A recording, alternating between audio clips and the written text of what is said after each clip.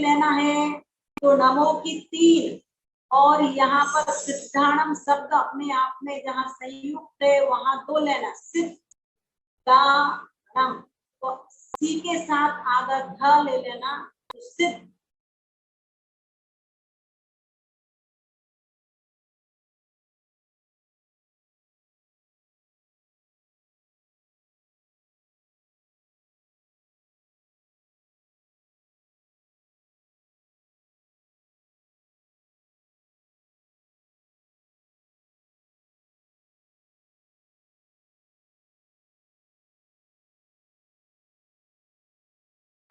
ये पूरा का पूरा संयुक्त है। इस तरह से यहाँ पर 12 मात्राएं हो जाएंगी। कैसे? रमो की 3, ऊ की 1, बच्चा 2, झा की 2, या की 2 और रम की 2। इस तरह से 12 मात्राएं चौथे पद की हो जाएंगी। नमो की 3 मात्रा और 9 मात्रा उच्चायाणम पद की शब्द की हो जाती है। इसी तरह से लास्ट वाले पद में 15 मात्राएं हो जाया करती हैं। वो कैसे? तीसरे पद में 11, पहले पद में 11, तीसरे पद में 11, दूसरे पद में 9, चौथे पद में 12 और लास्ट वाले पद में 15 मात्राएं। वो कैसे होंगी तो गिन लीजिएगा। रामो, इसकी 3 मात्रा, तो ए, ये हमेशा प्राकृत भाषा में छोटा ही गिना जाता है, चाहे बड़ा हो चाहे छोटा हो। तो लो की 2, ए की 1, शव, शा की 1, डबल व होने से 2 मात्रा, शव, साहूरम, तो सा की 2, ऊ की 2 और नम की 2। इस तरह से ये 15 मात्राएं हो जाती है। अब आप सभी को याद रखना है थोड़ा थोड़ा कि अक्षर 35 होते हैं और मात्राएं 58 अर्थात 58 होती है। जिस मंत्र की आराधना हम और आप सभी हर समय करते हैं, चाहे सुख का समय हो, चाहे दुख का समय हो, चाहे भय का समय हो और चाहे अभय अवस्था हो, हमारे आचार्यों ने हमसे यही कहा है कि हमें अपवित्र पवित्रो वा सुस्तुतो विस्तुतो वा, अर्थात नमोकार मंत्र एक ऐसा मंत्र है जिसको आप पवित्र अवस्था और अपवित्र अवस्था आदि आदि में पढ़ सकते हैं। और ध्यान रहे, पीरियड टाइम में कभी भी किसी को माला आदि का सहारा लेकर के माला नहीं फेरनी चाहिए, अंगुलियां चलाते हुए माला नहीं फेरनी चाहिए।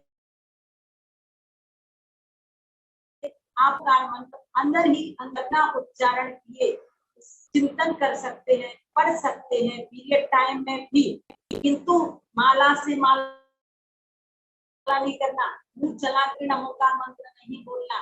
इसलिए तो कहा गया है अपवित्र पवित्रो वा, अर्थात चाहे पवित्र अवस्था हो चाहे अपवित्र अवस्था हो, इन सभी अवस्थाओं में नमोकार मंत्र को आप पढ़ सकते हैं। बच्चों का मुंह छूटा जब होता है उस समय नमोकार मंत्र नहीं पढ़ना चाहिए। बड़े लोग भी अगर मुंह छूटा किए हुए हैं तो पहले कुल्ला करना चाहिए, मुंह साफ करना चाहिए, उसके बाद ही नमोकार मंत्र पढ़ना चाहिए। इस तरह से नमोकार मंत्र के 35 अक्षर और 58 मात्राओं की बात हुई। अब 30 व्यंजन। देखिए, व्यंजन का मतलब क्या होता है? स्वर से रहित जो शब्द होते हैं वो व्यंजन कहलाते हैं, और जो स्वर सहित होते हैं वो पूरे गिने जाते हैं, ये अलग बात है। जैसे अब मैं आपको बताती हूँ, स्वर पहले पद की अपेक्षा से स्वर व्यंजन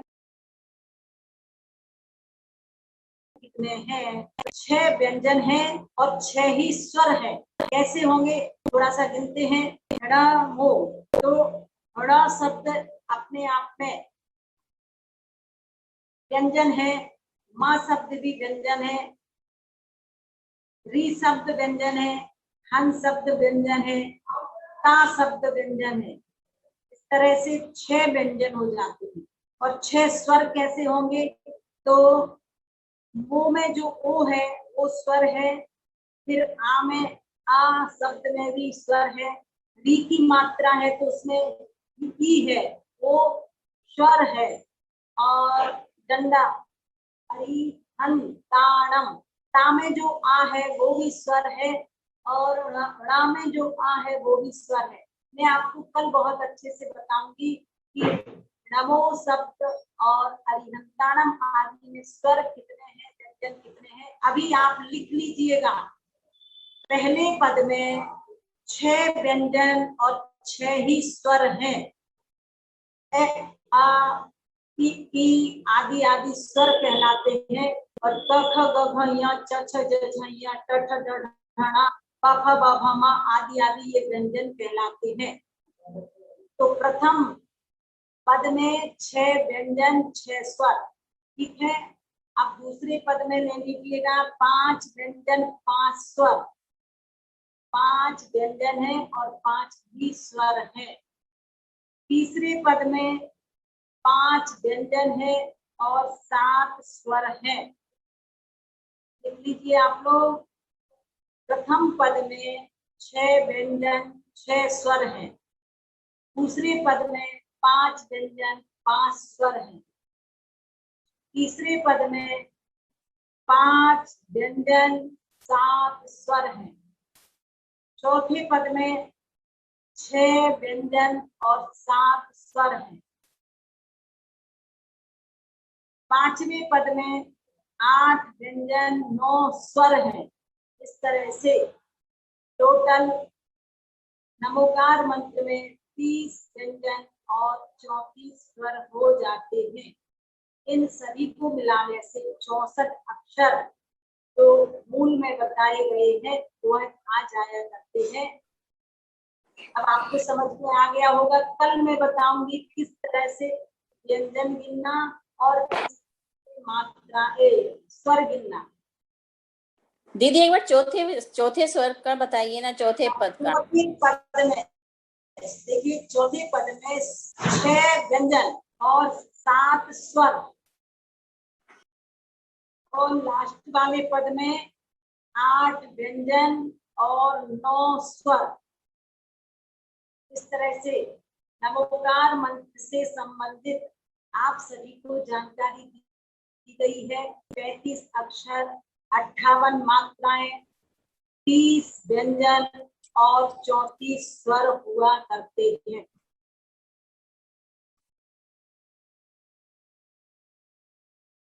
दुख के समय, सुख के समय, डर के स्थान में, मार्ग में, भयानक स्थान में, युद्ध के मैदान में एवं कदम कदम पर नमोकार मंत्र का जाप करना चाहिए। और इस नमोकार मंत्र के जाप की महिमा आपको बताई थी कि अगर एक अक्षर का आप स्मरण करते हैं भावपूर्वक तो 7 सागर तक भोगे जाने वाले कर्म क्षय को प्राप्त हो जाया करते हैं। और अगर आप एक पद का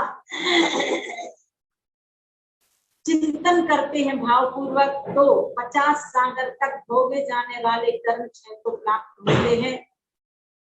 और नमोकार मंत्र के पूरे पद का अगर आप भावपूर्वक स्मरण करते हैं तो 500 सागर तक भोगे जाने वाले कर्म क्षय को प्राप्त हो जाया करते हैं। ये चर्चा आपको मैंने पहले बताई थी। अगर आप एक अक्षर का भी भावपूर्वक स्मरण करते हैं तो 7 सागर तक भोगे जाने वाले पाप नष्ट हो जाते हैं।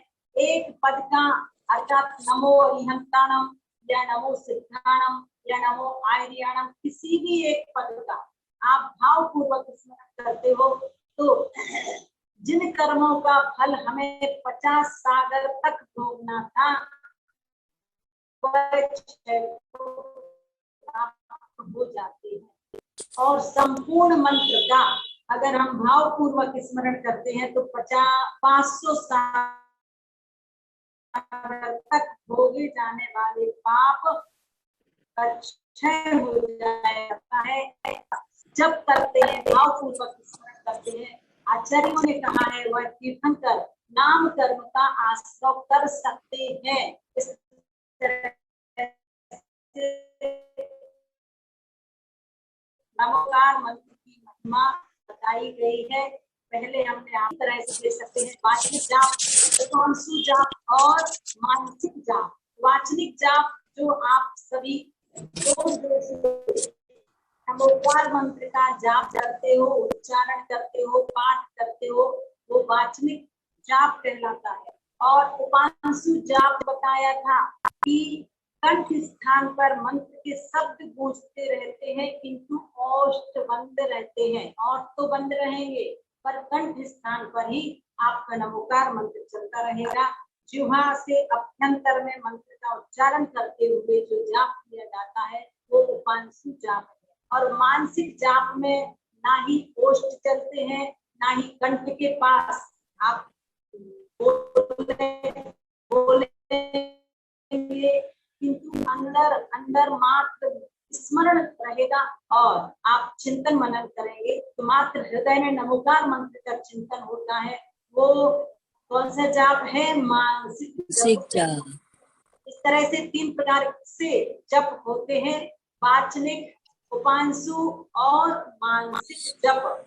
देखिए, वाचनिक जप से अधिक पुण्य का संचय, कर्मों की निर्जना उपांशु जाप में होती है और उपांशु जाप से भी अधिक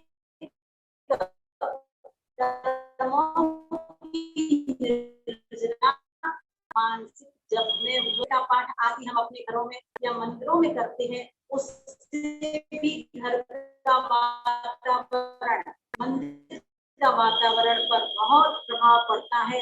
वहाँ की जो नेगेटिव ऊर्जा होती है वो नष्ट हो जाया करती है और वहां पर पॉजिटिव ऊर्जा आ जाया करती है। इसलिए वाचनिक जाप भी बहुत महत्वपूर्ण है। आप सभी बहुत दिनों से 6 ढाला ग्रंथ का तो आधार है, किंतु 6 ढाला के साथ साथ बहुत सारी चर्चाएं सुन चुके हैं। सबसे पहले मैंने आपको बताया था किस किस के चरणों में नमस्कार करना चाहिए।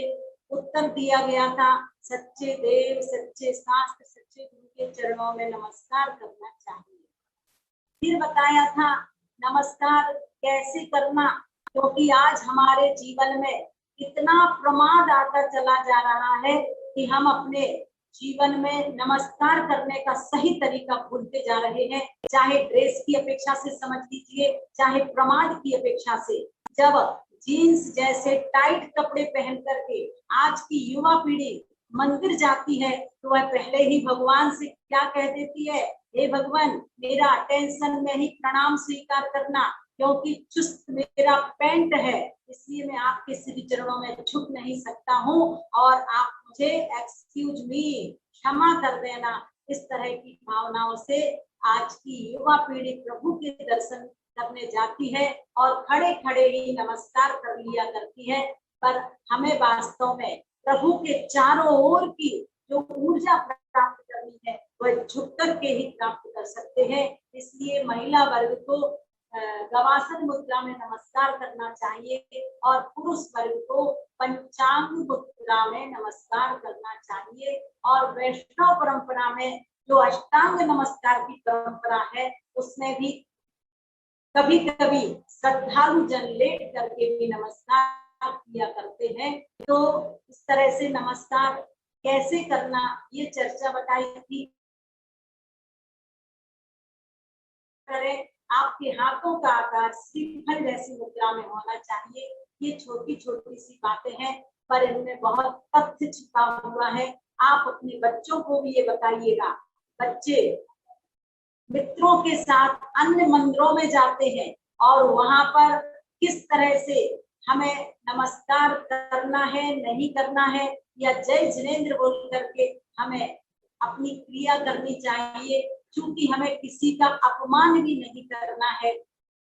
इन सभी बातों की तरफ भी ध्यान दिलाया था। नमस्कार क्यों करना, तो जैसा कि मैंने पहले बताया था कि किसी स्वार्थ को लेकर के नमस्कार नहीं करना कि हे भगवान मेरे परीक्षा में अच्छे नंबर मिले इसलिए मैं नमस्कार कर रहा हूँ, मेरे पुत्र रत्न की प्राप्ति हो जाए इसलिए मैं आपको नमस्कार कर रहा हूँ, मेरी तिजोरी भर जाए, अमुक परेशानी है वो परेशानी दूर हो जाए, इन भावनाओं के साथ नमस्कार नहीं करना, अन्यथा माइनस मार्किंग हो जाएगी। और किस भावना को लेकर के करना तो बताया था, वंदे तद्गुण लब्धे, हे भगवान जिन गुणों की प्राप्ति आपने की है उन गुणों की प्राप्ति मुझे भी हो जाए, इसलिए हम आपके श्री चरणों में नमस्कार कर रहे हैं। ये सारी बातें बताई थी। फिर आप सभी को बताया था हमें भगवान के श्री चरणों में, गुरुओं के पास, माँ जिनवाणी के पास कभी भी खाली हाथ नहीं जाना चाहिए, कुंज लेकर के जाना चाहिए। और जैसे भावों के साथ जैसी सामग्री चढ़ाओगे वैसा ही पुण्य आपकी जीवन रूपी झोली में आएगा। टूटे फूटे चावल चढ़ाओगे तो टूटा फूटा पुण्य आपकी झोली में आएगा। फिर शिकायत करना नहीं, प्रभु के पास जाकर के कि हे भगवान सीता सती ने एक बार भगवान आपका स्मरण किया और अग्नि का नीर हो गया और मुझे महीनों हो गए आपका जप करते करते पूजन करते करते, तो इसमें कहीं ना कहीं हमारे परिणामों में कमी आ जाया करती है। इसी वजह से वही नमोकार मंत्र होने के बाद भी कामयाबी नहीं हो पाता है। दृष्टिकोण का भी महत्व है। आपका दृष्टिकोण क्या है? नमोकार मंत्र की माला फेरते फेरते इस पर भी हमें ध्यान देना चाहिए। तो ये सारी बातें आप सभी ने सुनी थी। मैं आप सभी से थोड़ी सी भूमिका पूछूंगी आज की कि आप सभी ने प्रारंभिक क्षणों में क्या क्या पढ़ा है। ये आज का विषय मैंने दोहराया है। बहुत पहले जब शुरुआत हुई थी तब आपको ये सारी बातें बताई थी। तो आज आप सभी को अच्छे से तैयारी रखनी है कि मैंने सबसे शुरू में किस तरह का पाठ पढ़ाया था। तो यही करना है, सबसे पहले किस किस के चरणों में नमस्कार करना और नमस्कार कैसे करना, नमस्कार क्यों करना, और फिर सच्चे देव शास्त्र का लक्षण भी बताया गया था। इस तरह से ये चर्चा आपके बीच में हुई। और अब अपन सभी चलते हैं छेड़ाला ग्रंथ। कल आप सभी को संसारी जीव और मुक्त जीव की चर्चा बताई थी। पाप किसे कहते हैं, कसाय किसे कहते हैं, हमारी आत्मा को जो दुख पहुंचाती है, हमारी आत्मा को जो कसती है वह कसाय कहलाती है। क्रोधमान माया लो जग में चार कसाए, दिन हो चाहे रात हो हमको सदा रुलाए। देखिए हर व्यक्ति जानता है कि कसाय हमें दुख देती है, उसके बाद भी हमारी कब से इन कसायों से मित्रता चल रही है। क्रोध करना अच्छा नहीं है, हर व्यक्ति जानता है। उसके बाद भी पल पल में थोड़ा सा कोई प्रतिकूल प्रसंग मिलता है और हमें क्रोध आ जाया करता है। तो निश्चित रूप से जब तक क्रोध काम करेगा तब तक हमारे आत्मा में उत्तम क्षमा गुण की अभिव्यक्ति नहीं हो पाती है। जब तक हम अहंकार में चूर रहेंगे, चाहे वो ज्ञान का अहंकार हो, चाहे तप का अहंकार हो, चाहे प्रभुता का अहंकार हो, चाहे रूप का अहंकार हो, चाहे धन का अहंकार हो, बल का अहंकार हो, जाति का अहंकार हो और कुल का अहंकार हो, ये सभी अहंकार हमारी आत्मा का पतन करते हैं। विकास का द्वार नम्रता है और विनाश का द्वार अहंकार है। तो हमें निश्चित रूप से अहंकार का विलय करना है और अपने जीवन में उत्तम मार्ग गुण को प्रकट करना है। तीसरे नंबर पर छल कपट, विश्वासघात, धोखाधड़ी आदि आदि करना, ये सब माया कसाय कहलाती है। मायाचारी करना, मन में कुछ और, वचन में कुछ और शरीर से कुछ और करना, इस तरह से ये माया कसाय है। और जब तक ये माया कसाय रहेगी तब तक उत्तम आर्जव धर्म हमारे अंदर प्रकट नहीं हो सकता है। हम सरल सहज जीवन के, हमें दिखाने का जीवन नहीं जीना है, पर अधिकांश आज हर व्यक्ति प्रदर्शन का जीवन जी रहा है। लोग मुझे अच्छा कहें, लोग कहें कि कितना वैभवशाली है, कितना संपन्न है, इस तरह हम दिखाने का जीवन जी रहे हैं, प्रदर्शन का जीवन जी रहे हैं। प्रदर्शन का जीवन जीने वाले दुखी रहते हैं और सरल सहज जीवन जीने वाले सुखी रहते हैं। और लास्ट में चौथी कसाय है लोभ कसाय। और जब तक लोभ लालच रहेगा तब तक अनंत उत्तम शौच धर्म की अभिव्यक्ति नहीं हो पाएगी। आंतरिक पवित्रता यह लोभ कसाय के अभाव में ही होती है। संतोषी सदा सुखी और असंतोषी सदा दुखी बहुत सुनते पढ़ते हैं, पर हमारे अनादिकाल से कसायों के संस्कार काम कर जाया करते हैं। तो हमें मात्र पर्युषण पर्वराज के दिनों में इन 10 धर्मों की व्याख्या ही नहीं सुनना है, इन 10 धर्मों का आचरण करना है, तभी हमारा जीवन सफल सार्थक होगा। अब चलते हैं छेड़ाला ग्रंथ की तरफ। और छेड़ाला प्रथम ढाल में पंडित दौलत राम जी ने चारों गतियों के दुखों की चर्चा की है। मंगलाचरण में विज्ञान का प्रयोग संभाली हम सभी को एक संकेत दिया है कि जब भी नमस्कार करो मन वचन काय इन तीनों से युक्त होकर के करना चाहिए। आपको 30% नंबर या 33% नंबर मन के भी मिलते हैं, 33% नंबर वचन के और 33% नंबर शरीर से नमस्कार करने के मिलते हैं। इसलिए हमें अच्छी तरह से नमस्कार करना चाहिए, ये बात पहले बताई गई थी। और इसके साथ ही साथ अनंत काल हमारा और आपका निरोध में व्यतीत हुआ है। उस निरोध अवस्था के 2 भेद किए थे निगोदिया जी के, एक इतर निगोदिया और एक नित्य निगोदिया। नित्य निगोदिया के भी 2 भेद किए थे, अनादि अनंत नित्य निगोदिया और अनादि शांत नित्य निगोदिया। इनकी परिभाषाएं भी बताई थी। जो आज तक निगोद से ना निकले हैं ना कभी निकलेंगे, वो अनादि अनंत नित्य निगोदिया जी कहलाते हैं। और जो अभी तक निकले तो नहीं है किंतु नियम से निकलेंगे, वो अनादि शांत नित्य निगोदिया कहलाते हैं। 608 जीव नियम से निगोद अवस्था से निकलते हैं और निगोद अवस्था से निकल करके वह त्रस राशि में आते हैं। जरूरी नहीं है कि निगोद अवस्था से पृथ्वी कायक, जल कायक, अग्नि कायक आदि की अवस्था को प्राप्त करें। इतना अवश्य है, निगोद से निकलकर कोई भी देव गति और नरक गति में नहीं जाते हैं, मनुष्य और त्रियंजों में आ सकते हैं।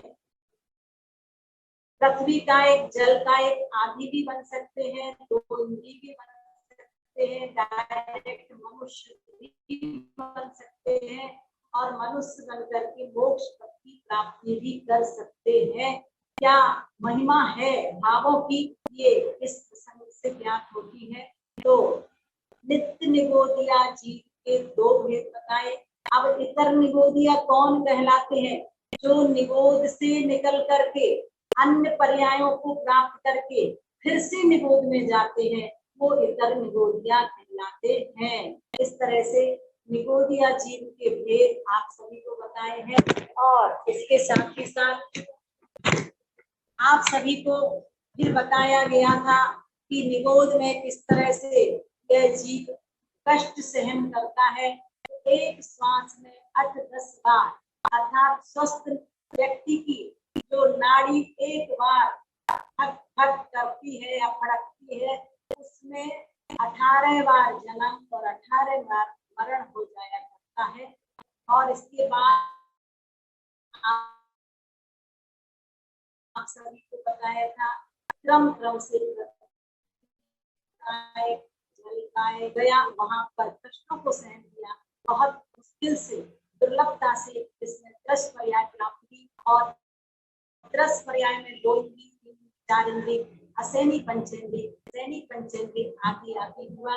और भी त्रियंच गति में इस जीव ने छेदन भेदन भार दहन पद बंधन भूख प्यास आदि आदि के कष्टों को सहन किया। ये सभी चर्चाएं भी आपको बताई गई है। इसके बाद कल नरक गति की चर्चा बताई जाएगी और इसके साथ ही साथ दूसरी ढाल में 6 बातों की चर्चा बताई थी। अग्रहित मिथ्या दर्शन, ग्रहित मिथ्या दर्शन, अग्रहित मिथ्या ज्ञान, ग्रहित मिथ्या ज्ञान, अग्रहित मिथ्या चारित्र और ग्रहित मिथ्या चारित्र। कम से कम इन 6 बातों की चर्चा है और जब इसका विस्तार करेंगे तो अग्रहित मिथ्या दर्शन के अंतर्गत 7 तत्वों की भूल बताई थी। ग्रहित मिथ्या दर्शन के अंतर्गत खोटे देव, खोटे शास्त्र, खोटे गुरु की परिभाषा बताई थी। इस तरह से 10 बातें हो जाती हैं और इसके बाद फिर आपको बताया था अग्रहित मिथ्या ज्ञान और अग्रहित मिथ्या ज्ञान, अग्रहित मिथ्या चारित्र और ग्रहित मिथ्या चारित्र। इस तरह से 14 बातें हो जाती है। तीसरी ढाल में सच्चे सुख का कारण क्या है, तो सुखों के कारणों की चर्चा के मध्य सम्यक दर्शन, सम्यक ज्ञान, सम्यक चारित्र की बात बताई गई थी। बहुत अच्छी ढाल, तीसरी ढाल में बहुत अच्छा वर्णन है, क्योंकि सम्यक दर्शन के बिना हमारे जीवन में यह अनंत संसार सीमित नहीं हो सकता है। इस दृष्टि से सम्यक दर्शन मुख्य है, मोक्ष महल की प्रथम सीढ़ी है। इसके बिना ज्ञान और चारित्र सभी चीज नहीं हो पाते हैं। इसलिए सम्यक दर्शन की महिमा आगम ग्रंथों में बहुत बताई गई है। आपको 6 डाला ग्रंथ जब पूरा हो जाएगा उसके बाद 30 जुलाई तक का समय रहेगा लिंक का, इसलिए आपको विशेष चर्चाएं इन दिनों में बताई जाएंगी। सम्यक दर्शन की प्राप्ति कैसे होती है, कितने इसके भेद हैं, आज वर्तमान में सबसे पहले हमें कौन सा सम्यक दर्शन हो सकता है अनादि विद्या दृष्टि को, ये सारी बातें आपको बाद में बताई जाएंगी। अभी 6 ढाला की छठी ढाल पूर्ण करना है, इसलिए तीसरी ढाल में सम्यक दर्शन की विशेष चर्चा है। चौथी ढाल में राइट नॉलेज अर्थात सम्यक ज्ञान और कुछ छंदों में श्रावक के 12 व्रतों की चर्चा है। 5वीं ढाल में वैराग्य की वृद्धि हेतु जो 12 भावनाएं होती हैं उनकी चर्चा पंडित दौलत राम जी ने की है। और इसके बाद 6वीं ढाल में सकल चारित्र की चर्चा प्रारंभिक कुछ छंदों में है। अब जो चर्चा चल रही है वह स्वरूपाचरण चारित्र की चर्चा चल रही है। थोड़ा उच्च दशा की चर्चा चल रही है। आप लोगों को एक बार में समझ में नहीं आए तो धीरे धीरे क्रम क्रम से पढ़ते पढ़ते समझ में आना शुरू हो जाएगा। मैं आपको 1 बार 2 बार 3 बार जब बार बार बताऊंगी तो अपने आप आपको विषय समझ में आएगा। कल स्वरूपाचरण चारित्र का छंद पढ़ लिया था, आज उसकी व्याख्या हम और सभी सुनते हैं। प्रारंभिक छंदों में साधु परमेष्ठी के जो 28 मूल गुण हैं उन गुणों की चर्चा की गई है। 5 महाव्रत, 5 समिति, 5 इंद्रिय का निरोध, 6 आवश्यक कर्तव्य और शेष 7 मूल गुण। और इसके साथ साथ अब स्वरूपाचरण चारित्र तो सकल चारित्र के पश्चात होता है जिन परम पैनी सुविद। देखिए ये भेद विज्ञान की प्रक्रिया, शरीर अलग है आत्मा अलग है ऐसे कहने मात्र से सम्यक दर्शन नहीं होता। हमें अंदर में क्या करना है, कहते हैं जिन परम पैनी सुबुद्धि छेनी, अर्थात जिन मुनिराजों ने तीव्र धार वाली सुबुद्धि रूपी छेनी, सुबुद्धि रूपी यानी बुद्धि अर्थात ज्ञान तो ज्ञान रूपी छेनी के द्वारा, छेनी आप सभी जानते हैं, तो छेनी के द्वारा क्या किया है, अंतरदारी भेदिया, अंतरंग में प्रवेश कराकर भेद कर दिया। कैसा भेद किया है, शरीर अलग है, आत्मा अलग है, कर्म मुझसे भिन्न है, इस तरह का भेद विज्ञान। भेद विज्ञान शब्द आप सभी ने सुना है। भेद विज्ञान का मतलब यही होता है कि ज्ञान रूपी छेनी के द्वारा अंदर में प्रवेश करके जिन्होंने भेद कर दिया है, अर्थात जिन्होंने शरीर अलग है, स्पर्श रस गंध वर्ण और रागादि विकारी भाव से हमारी आत्मा पृथक है, क्योंकि आत्मा का लक्षण अलग है और स्पर्श रस गंध वर्ण ये सब खुदगल में पाए जाते हैं। हमारी आत्मा का स्वभाव वास्तव में राग द्वेष मोह करना नहीं है। ये विकारी परिणति भी हमारे लिए संसार परिभ्रमण कराने में, देखो बिल्कुल सरल है। देह जीव को एक गिने बहिरात्मा, और जो आत्मा को एक मानता है वो बहिरात्मा, शरीर आत्मा को जो भिन्न भिन्न मानता है वो अंतरात्मा। अंतरात्मा के कितने भेद किए थे, अंतरात्मा कौन से 3 भेद है अंतरात्मा के, उत्तम मध्यम और जगन, उत्तम मध्यम और जगन। हाँ, इस समय जितना अधिक स्वाध्याय करोगी उतना ही अच्छा आपको फायदा होगा। दीदी करती हूँ बट बस थोड़ा सा रह जाता है, वैसे तो आज तो पूरा सुना है। तो इसलिए तो हम कह रहा है आपका इस समय का धर्म ज्ञान चल रहा है, पूजा पाठ चल रहा है, तो बहुत अच्छे संस्कार आएंगे। हाँ दीदी, बहुत अच्छी भावनाएं हैं। और आप परमात्मा के भेद कौन कौन से हैं, अलका जी सकल बताएं। परमात्मा और निकल परमात्मा। बहुत अच्छा। कमलेश जी, हाँ कमलेश भाभी जी, सबको अपनी अपनी आवाज बंद कर लीजिए, बंद करिए आवाज, इसलिए बताएगा। हाँ कमलेश भाभी जी, आपको बताना है सम्यक दर्शन के 8 अंगों में कौन कौन प्रसिद्ध हुआ। दीदी हम बताए, चलिए हम पूछते हैं। हाँ अलका जी 4 बताएंगे नंबर। जी दीदी, निसंकित में अंजन चोर हुआ है, निकांक्षित अंग में अनंतमती, निर्विचिकित्सा में उदयन राजा और अमूर्त दृष्टि में रेवती रानी। दीदी हम बताएंगे दीदी। हाँ कमलेश भाभी जी, स्थितिकरण में कौन प्रसिद्ध हुआ, भक्त है बहुत अच्छा।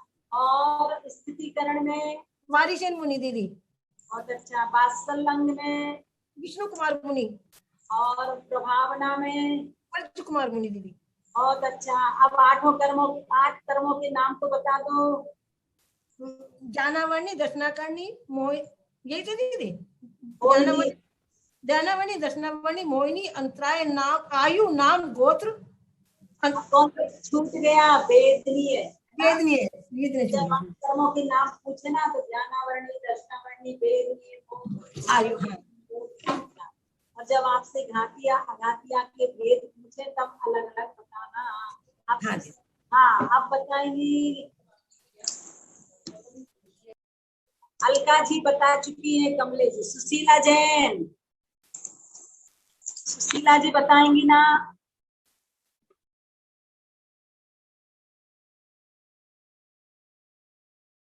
मधु भाभी जी बता। प्रीति दिल्ली, आप बताइएगा ज्ञान के कितने भेद हैं। दीदी मति ज्ञान, श्रुत ज्ञान, अवधि ज्ञान, मन्य पर्याय ज्ञान, और केवल ज्ञान और केवल ज्ञान। हाँ हम और आप सभी को कितने ज्ञान है दीदी, मति और श्रुत।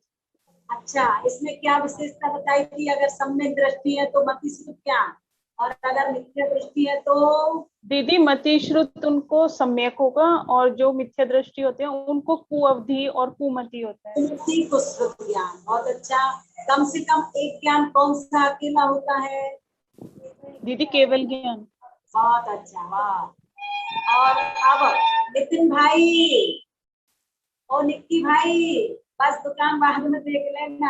हाँ बोलिए, आपको बताना है 4 श्रावक किसे कहते हैं, आता है।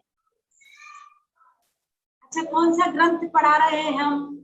आवाज खोलिए, आवाज खोलो। कौन सा ग्रंथ पढ़ रहे हो आप? पद्म पुराण। अरे हम कौन सा पढ़ा रहे हैं अभी? कौन सा ग्रंथ पढ़ा रहे हैं? छेड़ाला, छेड़ाला। इसके द्वारा लिखा गया है। पंडित दौलत राम जी। कौन सी ढाल पढ़ रहे हो अभी?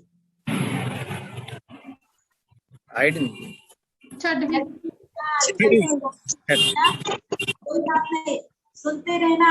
तो काम का भी काम कर रहे हो और सुनते भी हो, कुछ ना कुछ शब्द तो आपके काम में पढ़ते ही है ना। चलिए 5 इंद्रियों के नाम सुना दो। इंद्रियां कितनी होती है? आवाज नहीं आ रही। हाँ, 5 इंद्रियां कितनी होती है? 5। कौन कौन सी?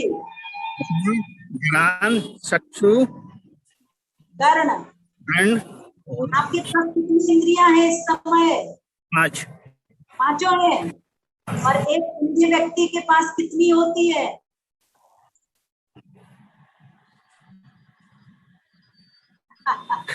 नहीं, इंद्रिय 5 है ना, देख नहीं रहा उसको।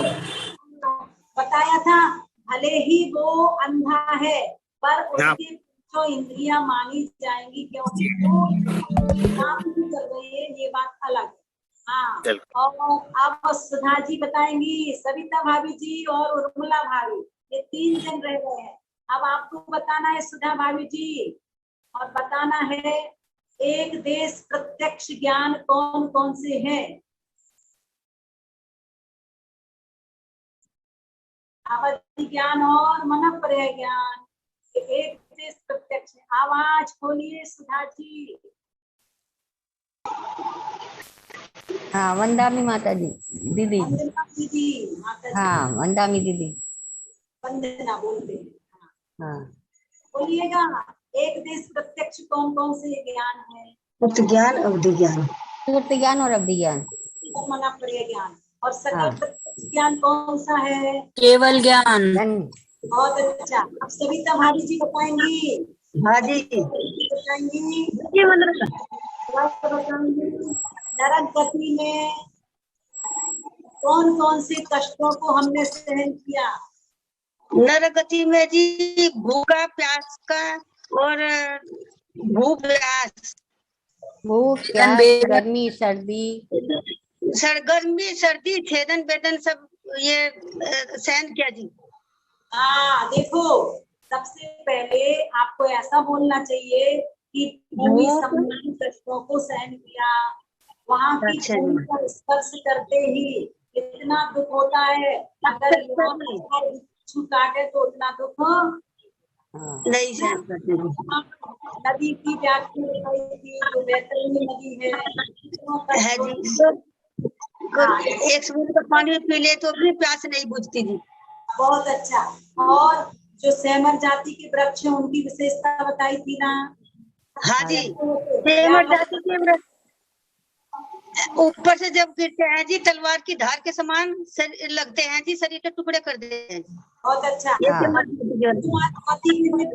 जाते हैं एक दूसरे को लड़ाने भिड़ाने, कौन सी नरक तक? 3 नरक तक जी। अब उर्मिला भाभी जी, आपको देव गति के दुखों की चर्चा बतानी है। देव गति के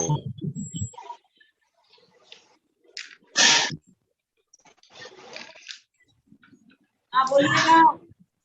कभी अकाम निर्जरा करे, भावना त्रिक में सुरतर धने, विषय चाहे दावानल हो, मरत विलाप करत दुख सहो।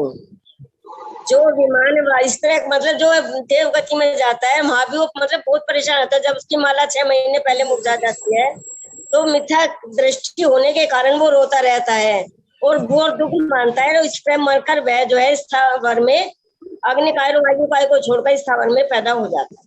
बहुत अच्छा। और जो विमानवासी होता है, तो विमानवासी होता है, सम्यक दर्शन बिन दुख पाए, तहते चैसुर थावर भरो, मरत विलाप करत दुख से हो। बहुत अच्छा। सालनी बहन बताएगी घातीय कर्म के 4 भेद कौन कौन से हैं? क्या दीदी? आदिया कर्म की 4 भेद। हाँ, क्या? मोहिनी मथुराई। हाँ दीदी, हाँ बता रही हूँ। 4 खा ज्ञानावर्णी कर्म की 6 से ज्ञानावर्णी, तृणावर्णी, मोहिनी और अंतराय दीदी। ज्ञानावर्णी कर्म के 6 से कौन सा गुण प्रकट होता है? अनंत ज्ञान। चलिए और अपनी आवाज बंद करिए।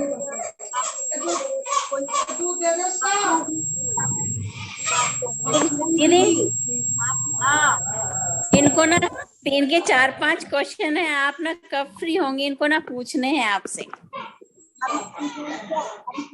भैया बाद में है बाद में आप ना टाइम बता देना तो। ठीक है बता देंगे। और कितने बज गए? हाँ चलिएगा, समय हो चुका है हमें लगता है।